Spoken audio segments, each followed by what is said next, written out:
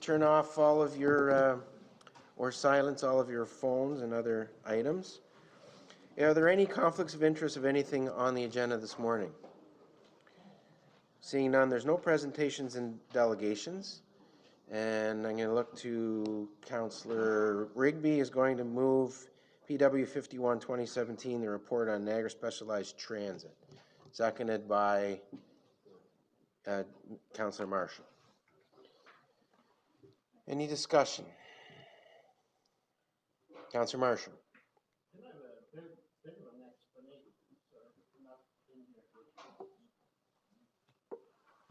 A bit of an explanation. I'm not sure I understand it. It looks like we've authorized people to termination of the agreement.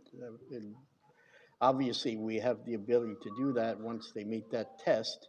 But is that the intent here, or is that just something that we can, as a consequence of them meeting that higher test? It sounds like we're guilty of our own success. So I'd like a remark from the Commissioner, if I could. Through you, Mr. Chair. Thank you. Through you, Chair. It is the trigger for the notice period for termination, but it's coupled with the authorization to negotiate. So it actually will trigger first the negotiation. Should we not be successful in a renegotiation, we would have made the notice, 1 year notice period for termination and go for another competitive procurement.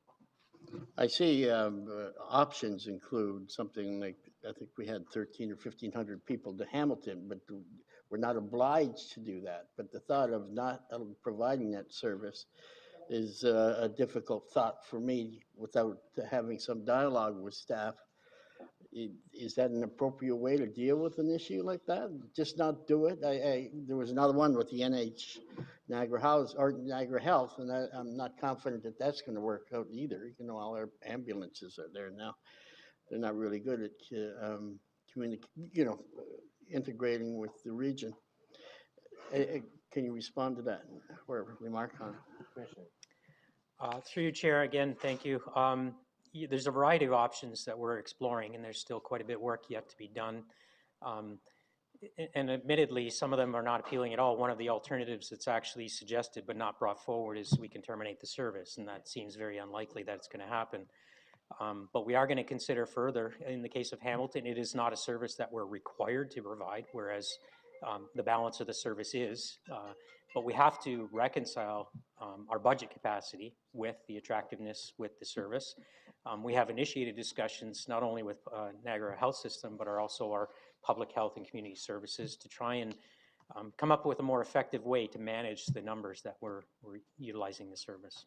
I think that's a good idea. Are you looking for direction, and should this be a subject in camera so we can give you direction, or you can give us direction as it relates to what is an acceptable option versus something that I would have a particular problem with? Through you, Chair, I'm certainly looking for input at this point in time. The purpose of this report is to provide an update of current state to Council. It then refers to budget. There's going to be further discussion because ultimately there is a financial decision to be made. From here now to up until that budget discussion, I'm looking for input and the, I guess, the disposition of our Council. Can we give you what's requested here, and that's the ability to negotiate, and if it's unsuccessful to terminate, can I ask that this go into camera afterwards as another recommendation, number 5, that we address it in camera? Can somebody amend to do that? You can move that we go in camera, but you have to say, I guess it's a contract, so we'd be going to discuss negotiations with the this particular firm, and they brought their own. Part of the deal was they brought their own vehicles, didn't they? Correct. Yeah. So let me deal with the councillors that are on the list, and then I'll come back to you, and you can think about that motion if you want to move it. Councillor Height. Yes, by looking at this, obviously we're going to get a report back, but through the staff, what's the option about adding the rate, increasing the rate per ride versus having to go against the taxpayer, but the user pay more. What are our options regarding that to generate more revenue? I think we're limited. However, I'll let the commissioner. Well, in theory, we're offering a Cadillac service versus a normal transit service, and are we sure we can't charge more for this Cadillac service where we pick them up at the door and deliver them wherever we deliver them? Yeah, there's the ride to Hamilton's $125 for us, but it only costs 30. So That's what I'm getting yeah. at. Like, Okay. So, Commissioner, if you want to add to that. Thank you, Chair. And I'll answer. We have exhaustively looked at the revenue that we are, sorry, the rates that we can charge for the service, and we are at the maximum in terms of parity. I'll just, if the Chair pleases, give a bit of background. We went through a fairly exhaustive exercise coinciding with the implementation of legislation, OADA legislation, in the beginning of 2017. We were compelled to offer parity of our service with conventional service across the board. And just for background, not intended to exaggerate, just give the committee an awareness of what those services are. A one-zone trip within Niagara region costs us through the provider $33.50, and the charge to the patron is $6. A two-zone trip within the Niagara system costs us $75, and it's a $6 charge to the patron. A three-zone trip within the Niagara system is just over $100, and again, the charge is $6 to the patron. And a one-way trip to Hamilton through our procurement with the service provider is a cost of $125, and it's a one-way cost of $15 to the patron. excuse, did you say 15 or 50? 15. 15, even though, okay. Now, if it's comparable through the staff, if it's supposed to be comparable to the standard transit system, $6 is all we're charging currently to go onto the regional transit system. And there's nothing we can do about the fact that we're, like, if we were in the city of St. Catharines, it might be $3.25. Can we create more zones even within our regional system, which would then help us generate more revenue in this system? Through Chair, well, we did look at that when we brought forward a report back on this service. But the driver for parity is actually our regional transit system, the conventional regional transit system. You can ride one way for $6 throughout the entire system, and that's what we have to achieve parity with, and it drives the ceiling in terms of what we can charge for the service, regardless. And the higher charges, which are the costs that we pay for the service, were established through a competitive procurement when we first began the service with BTS. Through the staff, if we're going out for tender or out to the public to get ideas on whether we can get a better rate, and I'm not sure if it's RFP, RFQ, whatever we're doing, the local taxi companies have other communities use taxi vans, paratransit taxi vans versus having their own system to considerably save a lot of money. Through your chair, there's a variety of approaches to this. Some have their own systems, some utilize private contractors, as was stated, and some have a hybrid in terms of the last mile, getting patrons actually to the conventional transit, which is accessible rather than destination or origin to destination. So there's a variety, and we spoke to those again in that report. The current system that we have was driven by decisions made at the time, aligning sort of the service that we had at that time, but also service improvements through the new tender. How soon, through the staff, how soon are you planning to come back with a report to tell us what we're looking at for the next year? Because the contract's coming up soon, I'm assuming, by this. Through you, Chair. So should these recommendations be approved, we will trigger the notice period for termination, but also initiate negotiations to see if we can achieve better terms given the ridership growth and the scale of the service. There's also an indication that of approximately $410,000 that is going to be proposed as a program change through the levy budget discussion. So there'll be further discussion at that point as well, which kind of gets us partway there in terms of keeping the system going. Where we ultimately end up is going to be through the course of 2018, through those negotiations and further reporting back to committee and council. Okay, last question through to staff. You're showing with cost controls, fewer rides in 2018. Is that due to stopping the trips to Hamilton? Is that part of that option? Is that why you're looking at fewer trips? Through you, Chair, it could be. We don't know that at this point in time. We've identified 4 options and have suggested it. Where we ultimately land is probably going to be a hybrid of those. The trip to Hamilton is somewhat a definitive with a fixed amount of savings. We always have the option of basically limiting the number of trips that we can provide based on a budget number. And we'll likely be looking at a combination of those scenarios. Thank you. Thank you, Councillor. Councillor Volpatti. Thank you, Chair. Just a comment first. I mean, our demographics are what they are. We have an aging population, and it's growing as we speak. This is really a vital service. And I guess one of my questions is, outside the region, are we providing just to Hamilton? Do we go to other regions? Do we go to Toronto, for example? Or is it just Hamilton that we're speaking of, through you, Chair? Commissioner. Through Chair, it is just the Hamilton Health System, and that's a derivative of the origin of the service. We created that when we created the service. Right. And I think it's a needed part of the service, because I don't think patients really have the choice whether they go to St. Catharines for treatment. I'm thinking of Juravinski or for cancer. They don't have that choice. They're either sent to St. Catharines or Hamilton, because Hamilton may have higher grade care than we have here. I don't know that.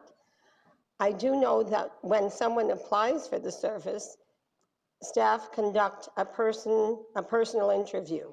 Am I right on that, through you, Chair? Commissioner. Through Chair, yes. There's it starts with an application, but then there's a screening process. Right. So that screening process, you're in a person's home. Surely through that process, you're able to weed out those who really don't need the service and those who really do, through you, Chair. Commissioner. Through Chair, I'm not certain that we actually have in-person interviews. The need for the service is largely determined through doctor certification. Right. Practitioner. Okay. But is... And that's the physical need for the service. It doesn't speak to where the service has to be provided. That's right. But do you have personal interviews with whoever is applying? That's my question for you, Chair. Through Chair, no, we do not. You don't, okay. Yeah, I think it's really needed that we go outside the region. If services are provided within the region and they're comparable, that's a difficult issue, and I can appreciate that. I mean, how do you ascertain that?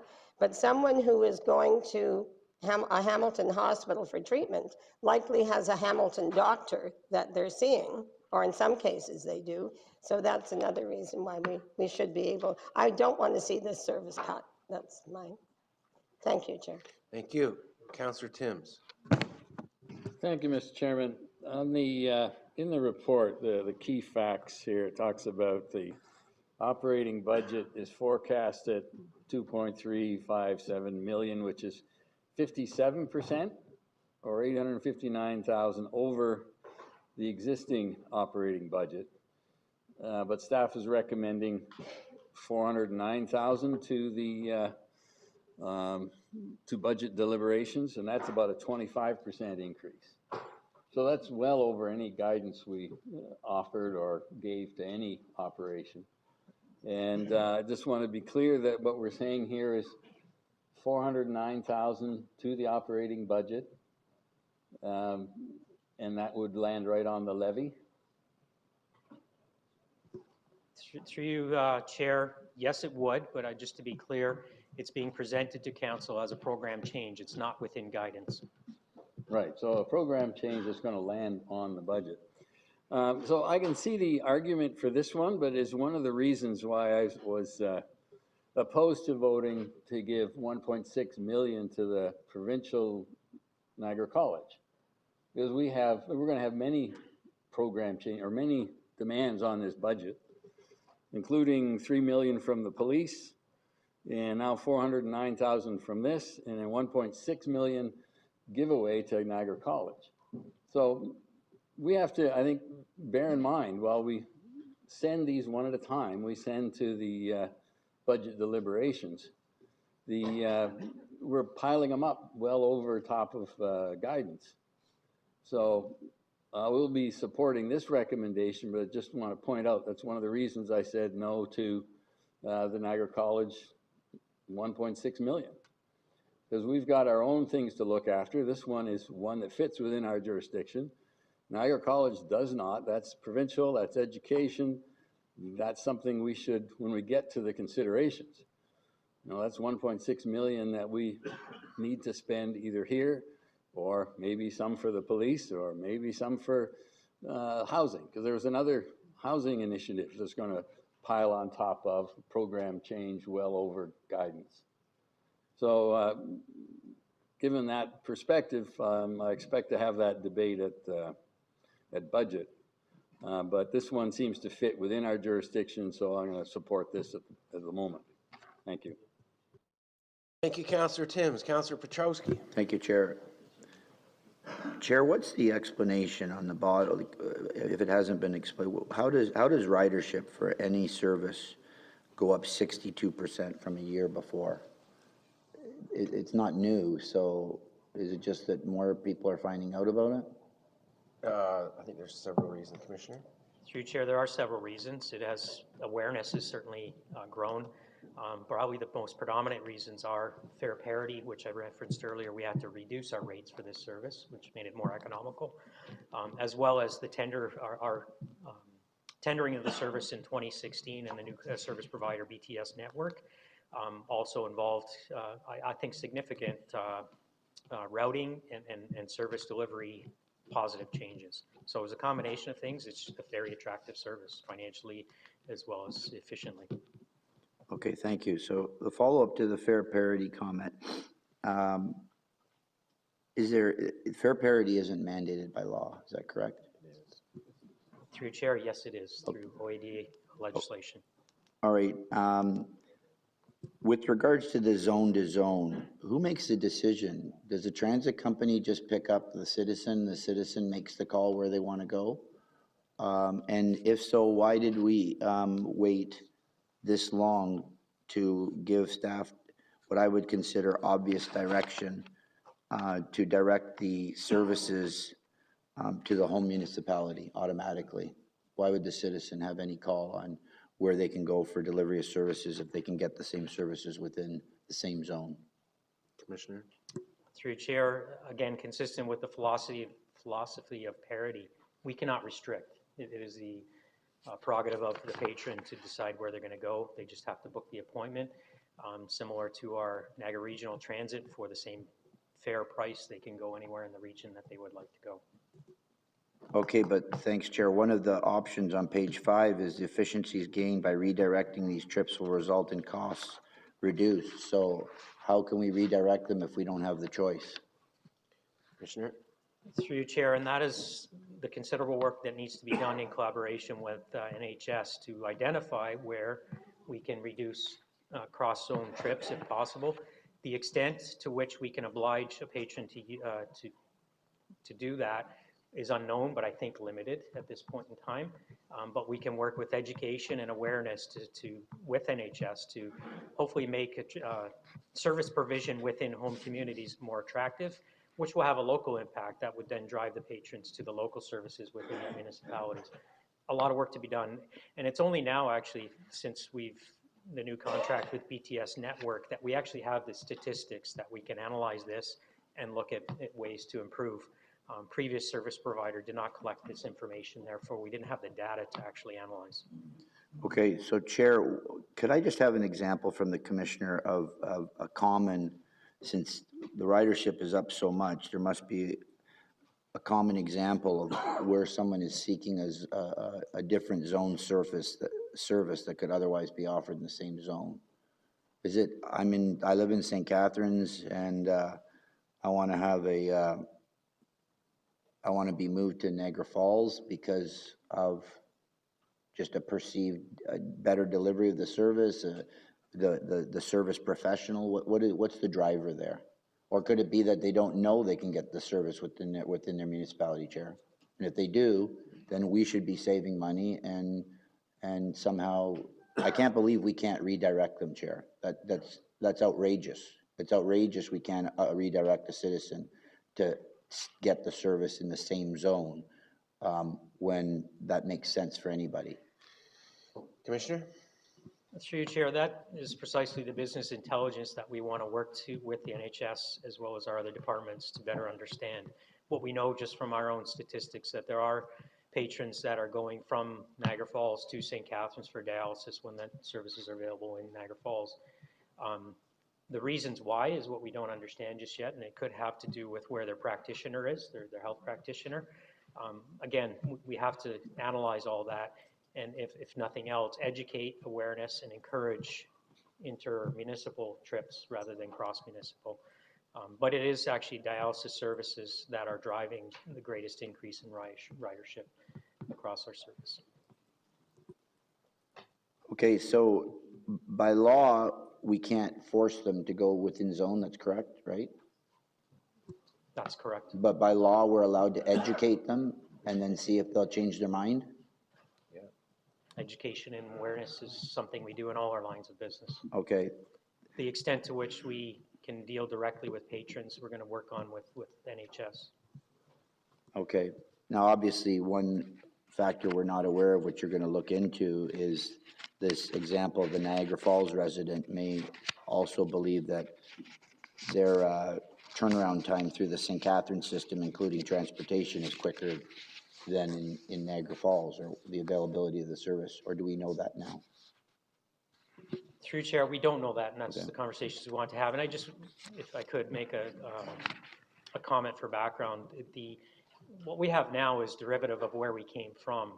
I don't think we've actually stopped and taken stock of the improvements that have been made throughout the NHS system in terms of services provided in each of the local jurisdictions. And that's going to be a part of this exercise as well.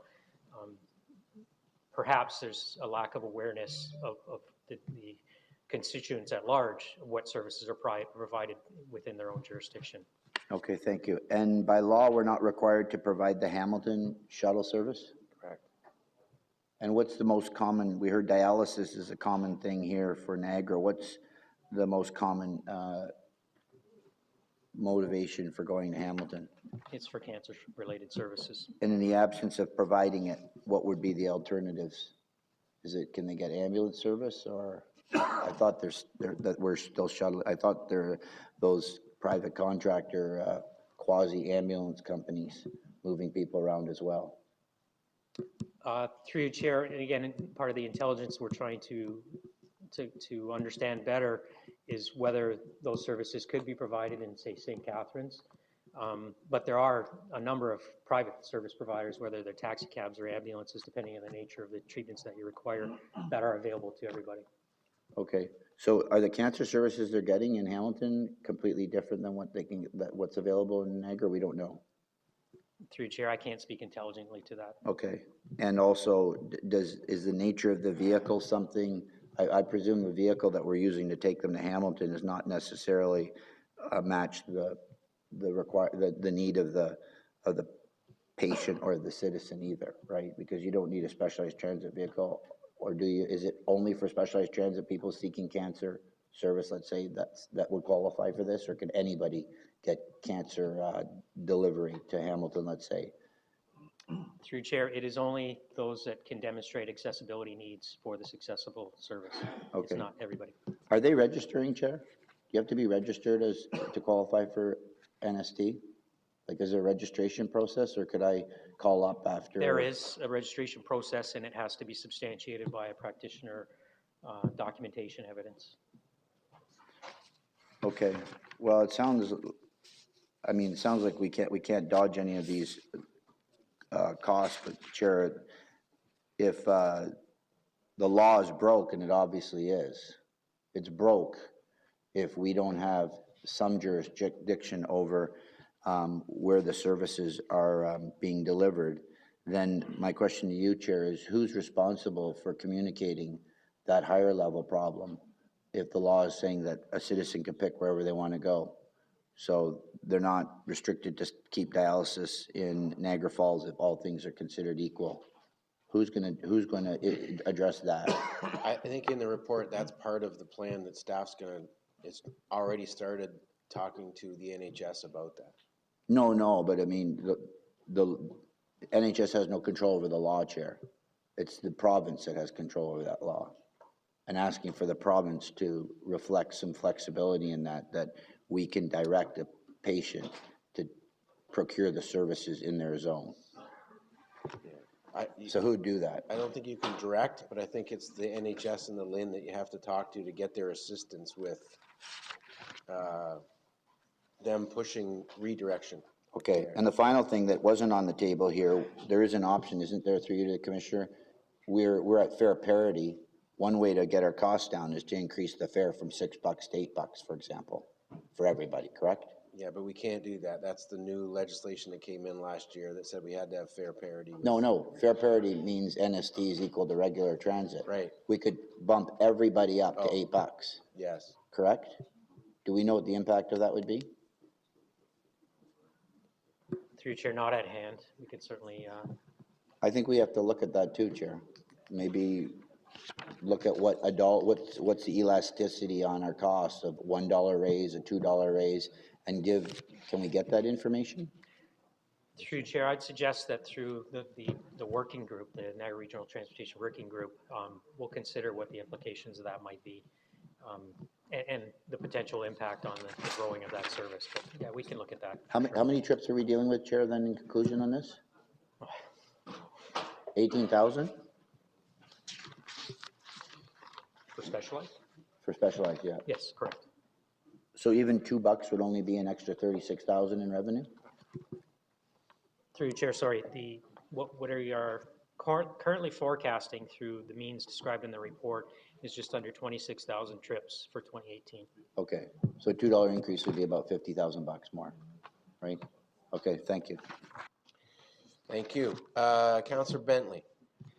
Thank you, Mr. Chairman. And this is an item that I'm definitely in favor of looking to renegotiate, because a 57% increase is not acceptable anywhere. But one of the pieces that really concerns me is we do have more than one health system in the Niagara region. And one of the reasons why our community voted against specialized transit is because we have a hospital in our community and we cannot use it. We cannot use a specialized transit system to get to our own hospital. It has to be out of zone. The fact that we are affiliated with Hamilton Health Sciences means a lot of our referrals are to Hamilton. So when this process started, we asked about the access to DARTs in Hamilton. If we can get to 50 Road, we can access the DART system to get to the Hamilton Transit System. That was a non-starter to start with. But the thing that wasn't a non-starter to start with was our share of the Niagara Specialized Transit was charged to our community, even though we couldn't use it. So option 2 here is definitely not an option, as long as the boundaries for the Niagara region still include our municipality. So that option needs to be taken off the table. We need to have somebody from the health system here, Niagara Health System and Hamilton Health Sciences, in order to understand the movement and referral of patients that are accessing this system. So I want to make that clear. Hamilton Health Sciences are responsible for West Lincoln Memorial Hospital. The people in Grimsby cannot access that transit system to go to West Lincoln Memorial, even if the service is provided there. So there's a number of issues here that need to be addressed. And like I said, as long as you're taking money or levying money from us for that system that we can't use, our citizens, whether they're referred to Hamilton or St. Catharines or Niagara Falls, are still going to be able to use it, or we're not going to pay for it. So this is serious. Our council voted against it when it first came in for that specific reason. Our residents are going to pay for it. It's going to be expensive. It's going to lose money, but we're not going to have access. So option 2 in this report needs to be taken out, and we figure out a way through the health systems and through the LIN how we're going to accommodate the most efficient and highest level of service for each of the patients that need it. So I'm not surprised that this has come up. I'm surprised at the increase. that they're requesting, so going back for renegotiation is important. But the level of service is for everybody in the Niagara region. We happen to be in the Niagara region, so when the report comes back forward, take option 2 out of there and figure out a solution around the best way to do it. Thank you. Thank you, Councillor Rigby.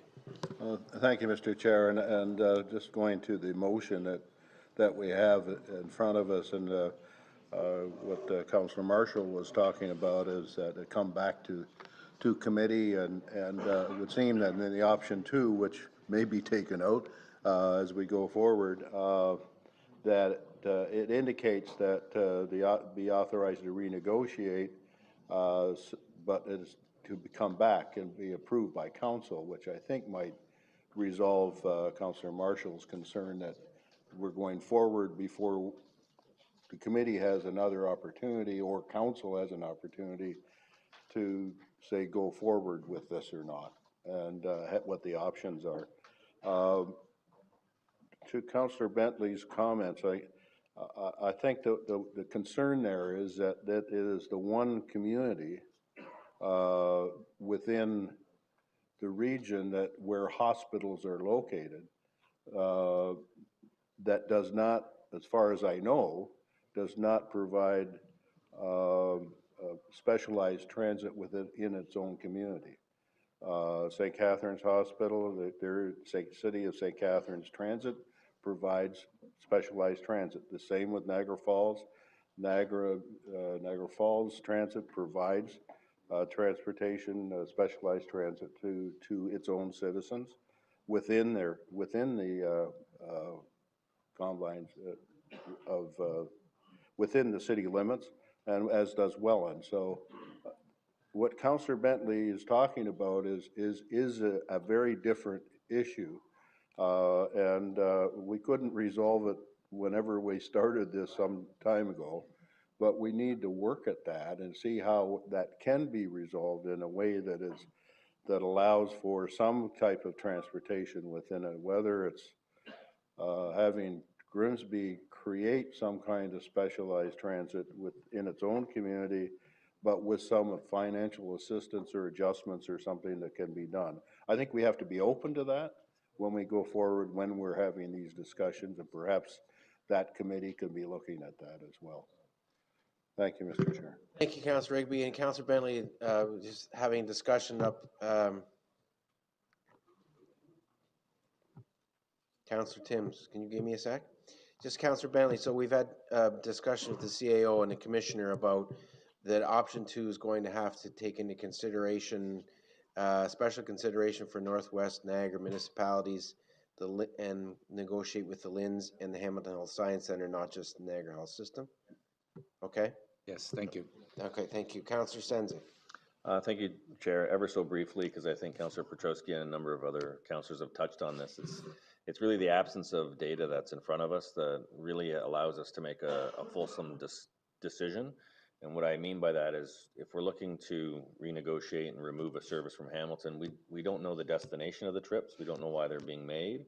And as such, how can we make a decision as to what we're removing? So from a larger policy perspective, having that information would also allow us to potentially advocate for services to be brought further into Niagara rather than having the destination point being Hamilton. So I agree with what's being discussed in the motion that's on the floor today, but I think further information when we get to the Council of the Whole is going to have more information related to the destination of the trips, and us working with Lynn, Hamilton Health Sciences, whomever else, to maybe even look at the relocation or redistribution of the services of health services in the region to reduce the amount that I think, as Councillor Volpatti has indicated, it's only going to increase the usage. So we have to make sure that we're providing the services in the right place for the right number of people. And I don't know if we're actually doing that through the analysis of the data. So I'm just looking for, in the future, more fulsome discussion and reporting back on the data of ridership. So we do have that data. We know where every trip is going. We just don't necessarily know what the reason for them choosing one spot over another would be. And that's part of the process that they'll enter into, and the investigation they'll enter into with the Hamilton Health Science Center, the Sciences, the LIN, and the NHS. Okay? Councillor Caslin. Just quickly, just trying to piece this together. Is part of the cost related to the Hamilton trips associated with the fact that the regional boundaries are not aligned with the LIN boundaries? You want to touch it? CAO. Through you, Chair, to Chair Caslin, not necessarily. It's all about where your care is being provided. So to the Mayor of St. Catharines' point, we have to take a holistic view. People go to the hospital for their medical appointments via 3 modes of transport. One is through our EMS system, which could be non-emergency transportations, what they call code 1s and 2s. The second, and that's paid 50-50, 50% to us and 50% the province. The second option someone can use is the hospital's inter-hospital transfer system, so the private transfer systems, and that's paid 100% from the province. Then the third option is to use Niagara Specialized Transit, which is paid 100% by us. So we have to take a holistic view. It doesn't necessarily align with the lens, it aligns of where the patient is getting their medical treatment or has their medical appointment. And it all depends on who their family doctor are, or where their specialist is, and what their admission privileges are, which hospital that they're admitting to. So we have to take a holistic approach. I've been hearing the dialogue. It's a very good debate. We have to work with EMS. We have to work with the hospitals and get their data, match it with our data, and find out where we have to make an adjustments in order to enter those negotiations. Well, thank you for the long answer, but it doesn't answer my question. You know, when I think about the LINs, I think about a lot of concerns that people have raised in terms of how we operate the LINs and the NHS system. Let me just ask the question a different way, and perhaps the answer would be easier. If the LIN boundaries were aligned with the regional boundaries, would it make a difference in number of trips that we make to Hamilton? Through you, Chair, to Chair Caslin, the answer is no. It all depends on where their medical treatment is being administered. In that case, I can't even understand why option 2 is even an option. Maybe you could explain that, because we would not eliminate any of the trips to Hamilton by your own admission. We're not required to transport anyone to Hamilton. We're only required by provincial law to offer the service inside the region. It just doesn't make any sense, Mr. Chair, that we're offering a service to drive people where they need to go, but if they need to go to Hamilton, which is within our jurisdiction, that we can't do that, or we have the option not to do that, we can refuse them. So it doesn't make any sense. Well, Toronto is within our medical jurisdiction as an Ontarian, but we don't transport people That's different. to Toronto. That's different, because I asked the question clearly, if the 2 boundaries aligned, would it make a difference? The answer came back, no. So now we're driving people to where they need to go, but we have an option that we can eliminate the Hamilton trips, which, by your own admission, would be some of those places that people need to go.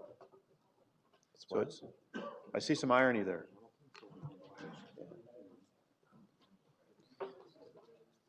If you don't have an answer, it's okay. Thanks.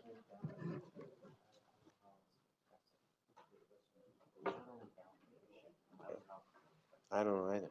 Okay, seeing no further speakers. Oh, Councillor Petrowski. Chair, just, I want to clarify, get clarification on Chair Caslin's question. He kept using the word need to go.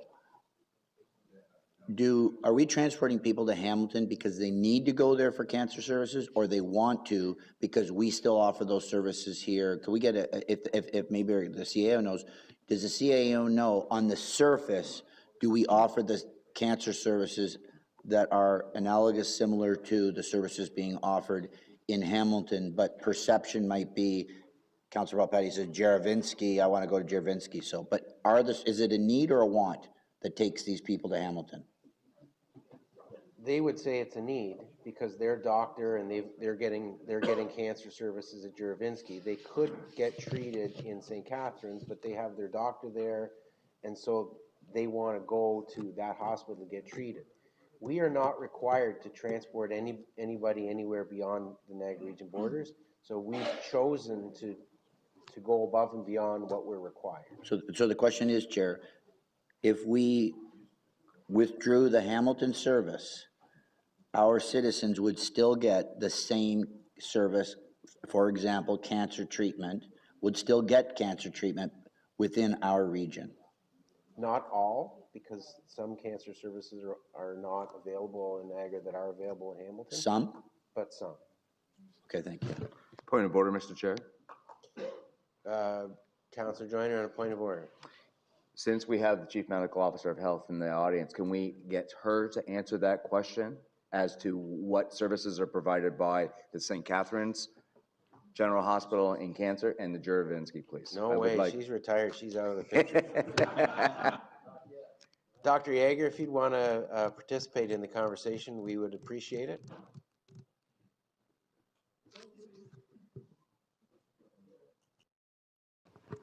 Thank you very much, Mr. Chair, and I don't know the complete answer and I can't give you specifics, but more and more services are being provided in Niagara for cancer services. My understanding is that not all services are provided, so although some cases it might be by choice, but in some cases it's because a specific cancer may be very rare or a specific type of radiation may be required that is not currently offered at the St. Catharines General site.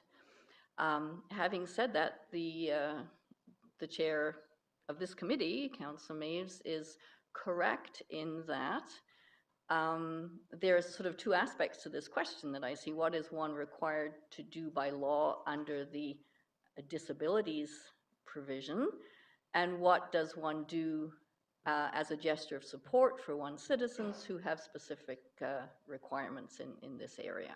And that is certainly a very valid thing for Council to discuss, but they are actually separate issues.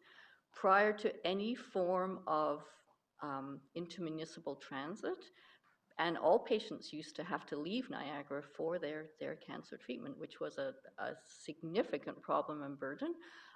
There were volunteer drivers, and there still are volunteer drivers that may exist for this segment, and I'm not suggesting that this is the way it should be. I'm just saying that segment, that volunteer option, and I have no idea how viable an option that is, may still exist, and I don't know if that's helpful. Thank you, and the other option that the CAO mentioned was some of those trips could be picked up 100% by the province if they were in private ambulatory care. So they've kind of pushed the problem onto us by locking us in on fares, having to be the same. So we could push some of the problem back on them, I guess. Anyhow, we have a growing list. Councillor Grenier. Thank you, Mr. Chairman, and I appreciate Dr. Yeager's comments, kind of where I was going to go with this. We made a conscious decision to engage in this type of service and to have this as an expansion of our transit offerings.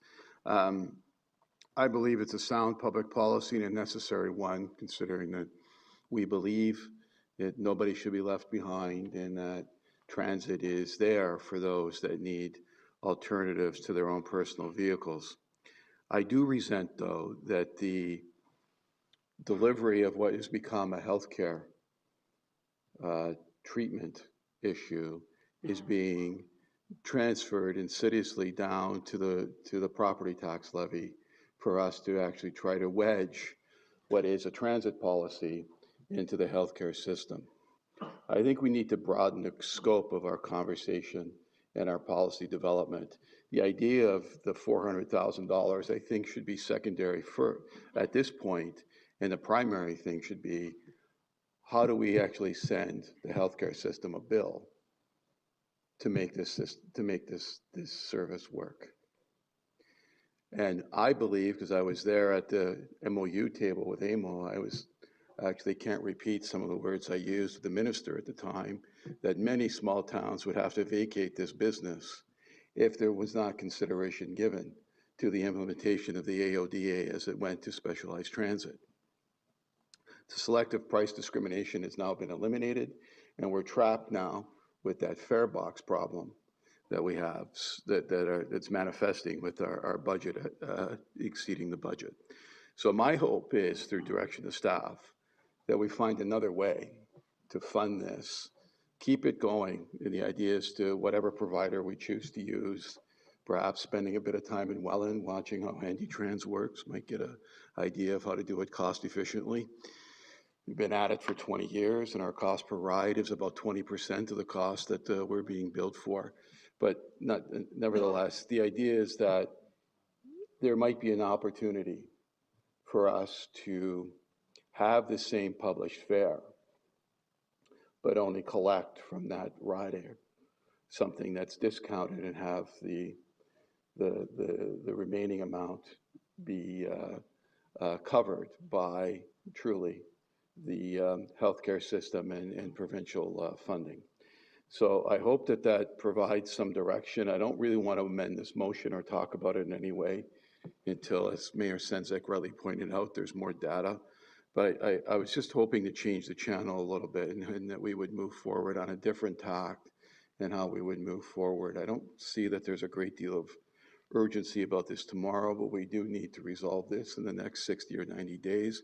And I think that would be a better place to start, and then come back to us so that we can have a more meaningful conversation about how we deliver service to citizens, but we do it the right way within the scope of our ability to deliver and within the confines of our budget. Thank you. Councillor Grenier. Councillor Marshall. I spoke prior. I think Councillor Quirk might. Councillor Quirk. Thank you, Councillor Marshall. Through you, Chair. The Niagara Specialized Transit can be used, we seem to focus on the medical appointments, but it can be used for employment and education. Where are we at with getting further information on which trips have been to take people to educational facilities, to employment facilities, and to medical facilities? Commissioner? Through Chair, I don't have those statistics at hand, but when we come back to the budget discussions, we'll certainly provide that. We were just highlighting that by far the biggest growth was with medical, but there has been growth in the other sectors as well. And I'm right in going through my understanding of this program is that someone who is qualified calls up, makes an appointment, they're picked up, they're taking their appointment, and they're dropped off. That's how the process works right now? Or is there any thought given to ride sharing appointments? A lot of the ones in the hospitals have clinics. Just because you have an appointment at 3 o'clock, if you're on public transit, doesn't mean that you get there right at 2:55. You actually sometimes have to get there earlier depending on what the bus schedule is. So I think Councillor Haidt has brought this up in the past. Are we offering apples to apples comparison of what you could get if you were able-bodied and able to use the transit system normally? So are any of those up for consideration as well? Ride sharing opportunities, ride optimization, and those sort of issues with this process? Through your chair, those are precisely what, among other things, what we'd be looking at through the renegotiation with the provider. Okay, thank you. Councillor Joyner.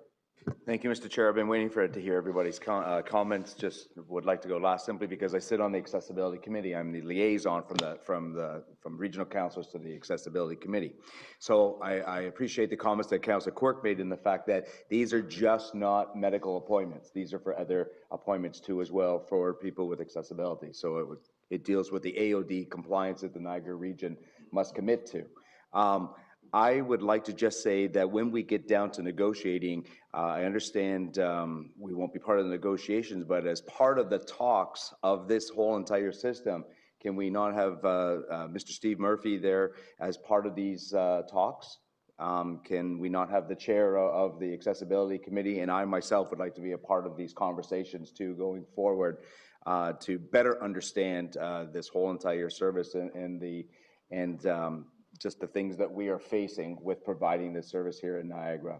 I was looking for just a nod from the Commissioner of Public Works to say that that would be okay. Indeed. He nodded. Thank you very much, Councillor Joyner and Councillor Marshall. I was going to ask to go in the camera, but I think all has been said, and I'm impressed with the level of debate. And we've taken any tools that staff has had, and I think we took them away from them for the negotiations. But just to reiterate what somebody said about the LIN, and if indeed it's discovered that going to Hamilton is either cancer-related and can't be provided here, or cardio. And I know that to be the case, that there are cardio specialists that it doesn't happen. And it's directly related to the LIN, not Niagara. And so I think the LIN has a responsibility because they look at critical mass and things of that sort, and they're not looking at Niagara necessarily, they're looking at the entire LIN. And we become victims of that, and it shouldn't be, as Grenier says, the local municipality or local ratepayers that have to accommodate for the health system. Thank you. Thank you very much, Councillor Marshall. I think the conversation has been very impressive. There's been a lot of good thoughts and good pieces of information put on the table, and I know the staff's writing furiously away, and it's been very helpful to them. Finally, again, to Councillor Volpatti. Yeah, thank you for that. I just wonder which communities have their own specialized transit, and how are they integrated with our system, if they are at all? But none. Through you, Chair, I don't think I could actually quote all, but certainly any that have a conventional transit service are obliged to have an accessible service as well. So that's St. Catharines, Niagara Falls, Welland, Fort Erie, I believe Port Colborne, but I'm not 100% sure. And the integrated, no, that there are services that operate within that community. They don't cross borders, and that there is then our service. Wouldn't it make sense if we're doing this intermunicipal transit at the moment that we look at integrating this system as well with? Through your chair, actually the vision or hope, subject to further discussion, is that as we now create a regional transit service from a conventional perspective, but also accessible, as we turn our mind next to this and what makes sense most effectively across the Niagara region. Working with the operational intelligence of the service providers that are currently doing it in the major centers. So you, through you, Chair, so you see this as a separate item that has to be negotiated separately from the IMT? Through you, Chair, well, it currently is just by virtue of the service provider contract that we have, but the future of this could be an integration with IMT. Well, I certainly hope so. I mean, to me, it makes sense that I think we should be able to walk and chew gum at the same time and maybe do these things together. Anyway, that's my opinion. Thank you. Thank you, Mr. Chair. Quite quickly, I would just like to ask Dr. Yeager a quick question. Dr. Yeager, in Niagara and throughout the LIN, they are creating something called the sub-LINs. Are they actually working right now? Are they actually going? Are they implemented, the sub-LINs?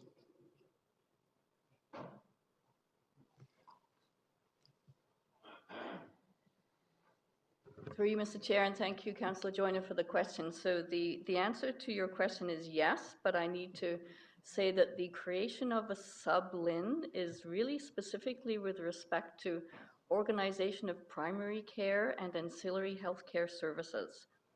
Okay, as you can imagine, if you look at how does one best deliver medical care across a population, let's start from the province, there are going to be some things which it only makes sense to deliver in one area.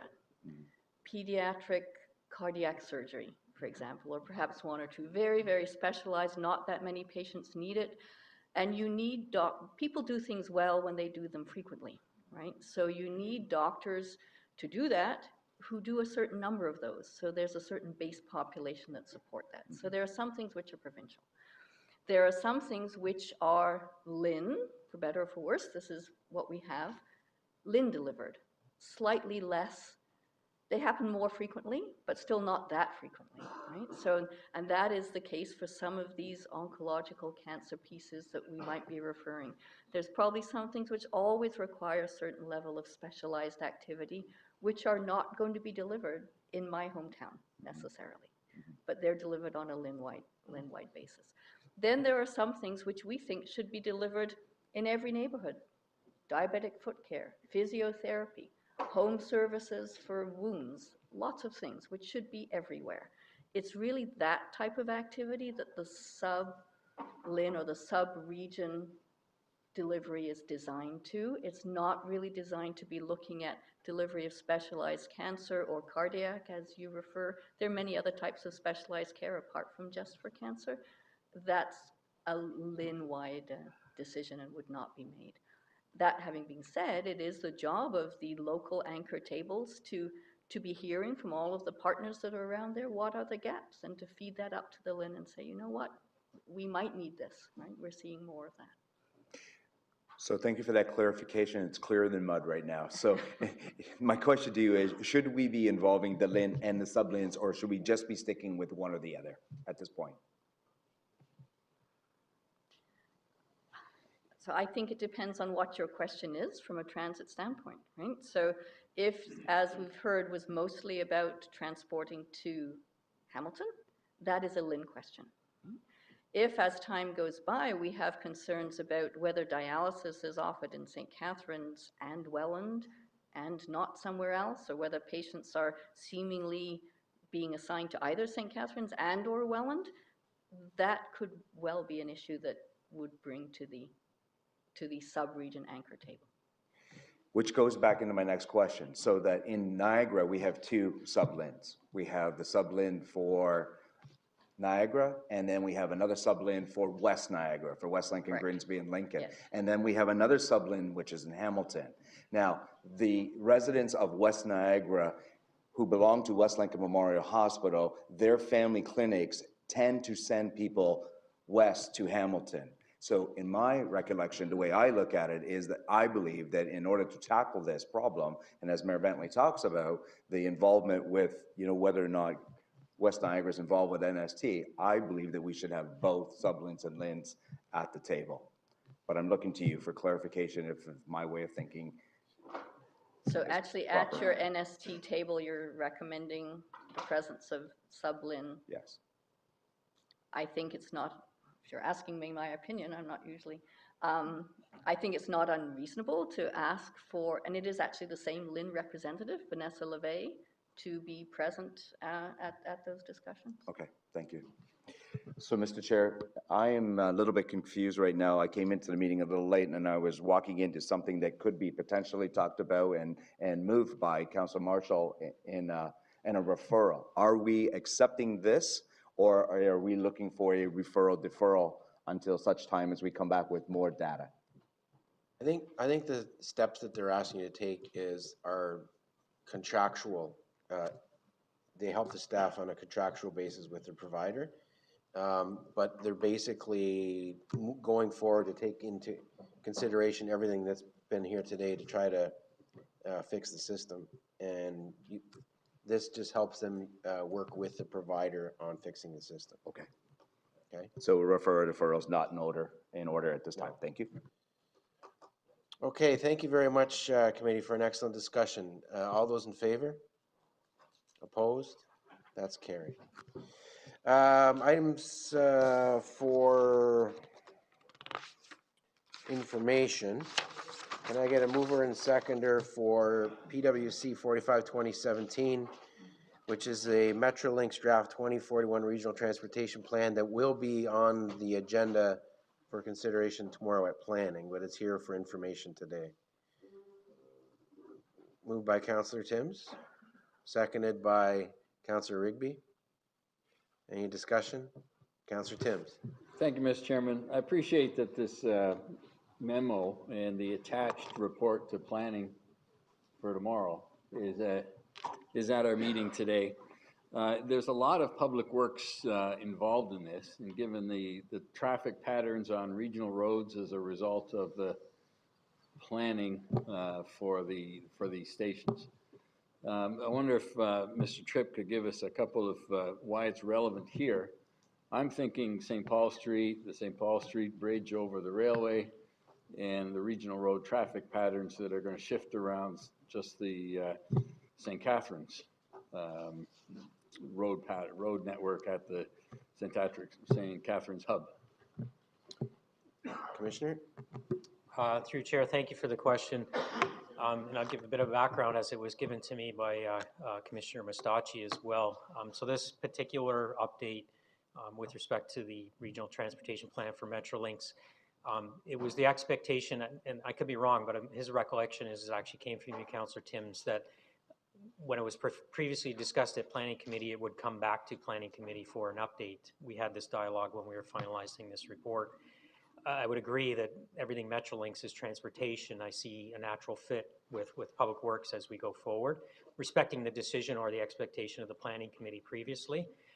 As we go forward, and perhaps we can get that input from Public Works Committee members, we could pick one committee or the other, and I just didn't want it to be lost if it went to planning that it wasn't, there wasn't an awareness with the Public Works Committee, so that's why we took this approach where we considered on one committee and copied for information on the other.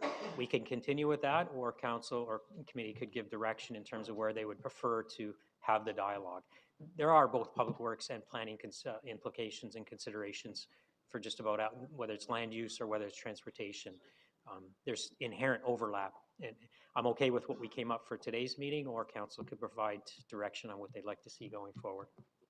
Well, thank you, Mr. Chairman. Most of the work is around the local secondary plan at this point, around the local secondary plans in the area. But I wonder when Public Works might come back to us with the contemplated consequences to the regional road networks as a result of the secondary plan. I mean, the concern in St. Catherine's is all around traffic through the local neighborhood. And the secondary concern is the old railway bridge and how that's going to affect traffic in the neighborhood. So is there a plan once we get through the secondary plan work with the municipalities? When are we going to hear from Public Works about the likely costs of reworking the regional roads in the areas of those secondary plans? Through Chair, there's a couple pieces to the answer to that question.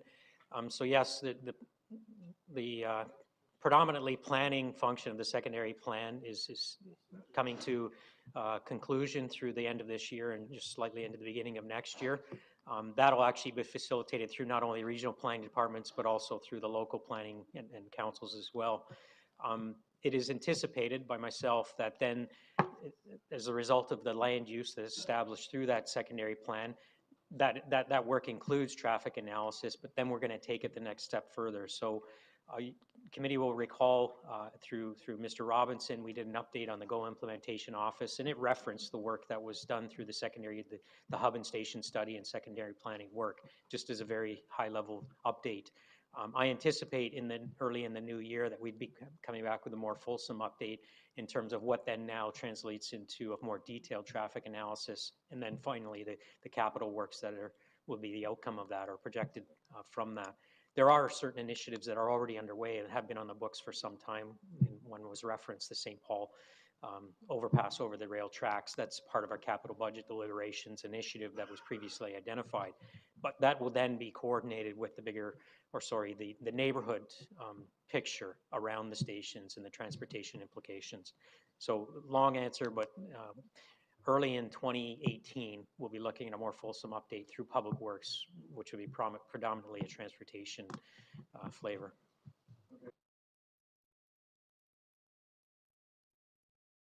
Thank you, Chair. First of all, it's a great report, and I want to thank staff for the report. What caught my eye right off the top was funding, of course, if we want to be included in the Metrolinx plan or in their planning regime. Do we know the other regions in Ontario? And there are several mentioned here. I'm looking for it, but several other, Hamilton, Halton, Peel, York, Toronto, and Durham are all part of that planning or the Metrolinx regime. Do we know anything about the history of what funding was required in that process with these other regions? Through Chair, I don't have it at hand. I know I'm fairly certain we have that information as part of our background. Perhaps the answer to the question can be provided when this report is discussed at the planning. Yeah, that will be tomorrow, I think, so. That's correct. Yeah, if we could have that information for tomorrow, that would be great. And once again, thank you to staff, I think, sitting behind us, Carolyn and Matt and Diana Morreale, who's really involved with the planning issue. Thanks to them for all of their hard work. Thank you. Thank you. Councillor Gale. Thank you, Chair. I asked a question when that gentleman from Port Dalhousie that works for Metrolinx was here last spring, and I'm not sure when that was. And I've not gotten a response to it. And every time I've thought of bringing up a new business, our meetings have gone so late that now's the time. Has to do with Metrolinx. And if you recall, my question was, when the GO train comes to Niagara Falls, or I'm sorry, the other way, when a New York City train comes to the new Niagara Falls, New York train station, how do the people get over to our station? If they can't walk the bridge, there's no train coming over the bridge, there's no connection there. Their response to me at that was, it wasn't considered. And they were gonna look into it, but nothing happened. You can play it back on the tape. So I'm not asking for an answer today, but I can see this being a problem down the way. Somebody going from, let's go the other way, Toronto to Niagara Falls saying, I want to go to New York City. You can't walk that bridge. You can't get over that bridge. You have to walk the Rainbow Bridge or something. So I'm wondering if there's a plan down the way of some type of measure to get over. If you wait for the Amtrak train, is there one a day? Maybe two? If you want to answer it now, fine. If there's an answer, another meeting, fine. Thank you. Through Chair, and I don't recall the specific question that was asked, but I can give some insight as a starting point. The response from GO Metrolinx was that it's not a consideration for them right now, integration cross-border. But there is, and I think the councillor said it, there is, Amtrak does cross the border. I'm not sure if it's once or twice a day, but that's a coordinated service with VIA. So the rail service from New York City does cross the border and go straight to Toronto, and it's a collaborative between VIA as well as Amtrak. So that service does exist, although limited in its frequency. So that's part of the answer there, that there is currently a mechanism. There's customs and border check on the American side, and trains do cross the border and go straight on to Toronto. As it stands right now, it's not part of Metrolinx's plans to integrate cross-border transportation. So maybe I take it a step further, and the suggestion with Amtrak, nobody's going to use it, because you'd take one train just to get across the bridge if you're going to take the speed train from Niagara Falls, New York. I'm asking for a question for a result in 3 years. So there's a lot of time on this, but somebody's got to consider this. If somebody's going to Toronto and they're taking the high-speed train from New York City to Niagara Falls, New York, you're going to wait for the Amtrak train to go across the bridge, which might be twice a day, might be once, I'm not sure.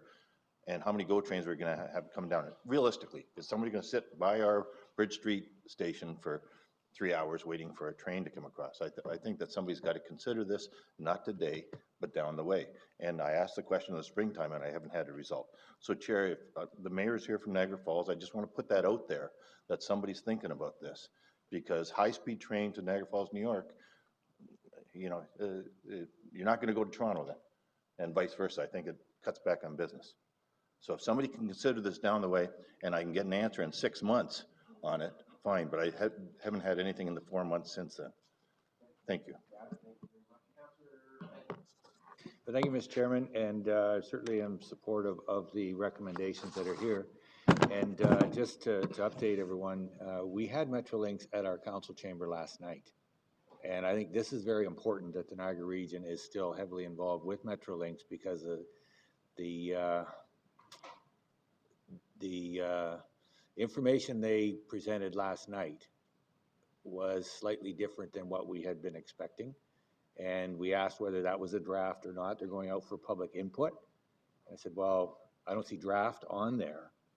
So if it's going in stages, that's fine. But if they're going ahead with what they have for now and that's it, they're definitely going to impact the Niagara region's hub study, growth plan, and everything else, because they're definitely going to restrict the ability to grow in that area to feed the transit system. So, and Mr. Robinson was there last night, and the CAO, they heard the message and had concern as well. So I definitely support this. I like the comments that are in there, that whatever decisions they make are integrated with our input to grow the network and the Niagara region.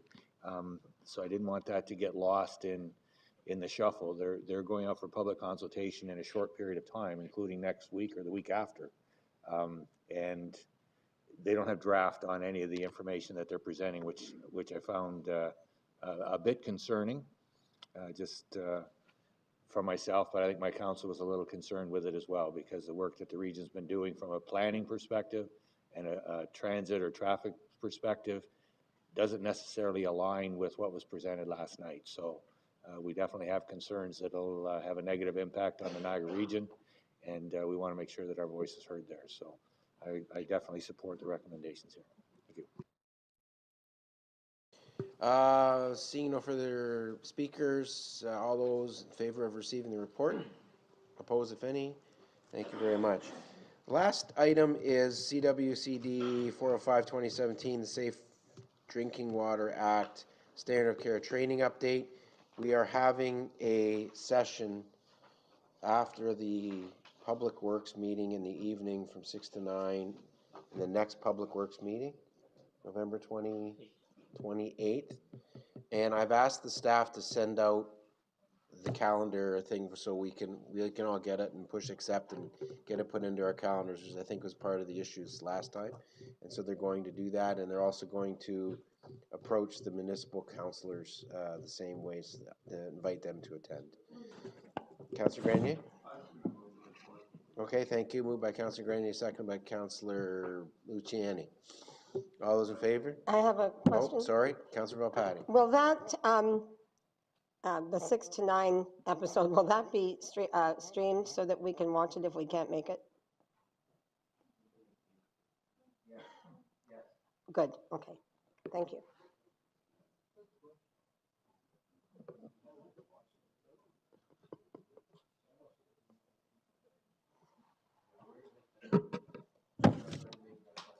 Yeah, thank you, because, yeah.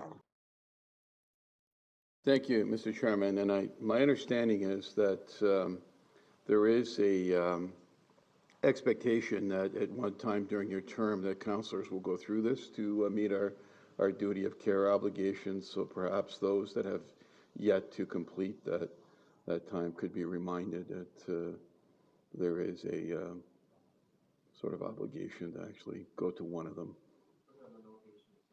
Yeah. Okay. Thank you.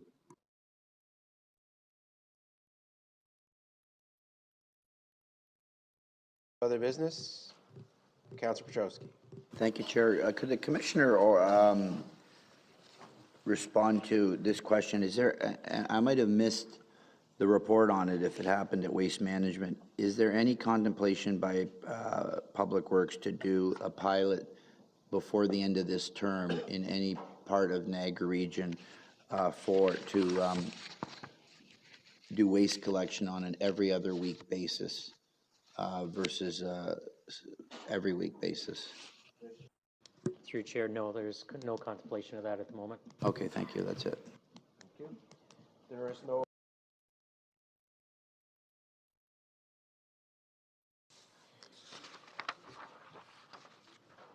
To be held on Tuesday, November 28th. Adjourned.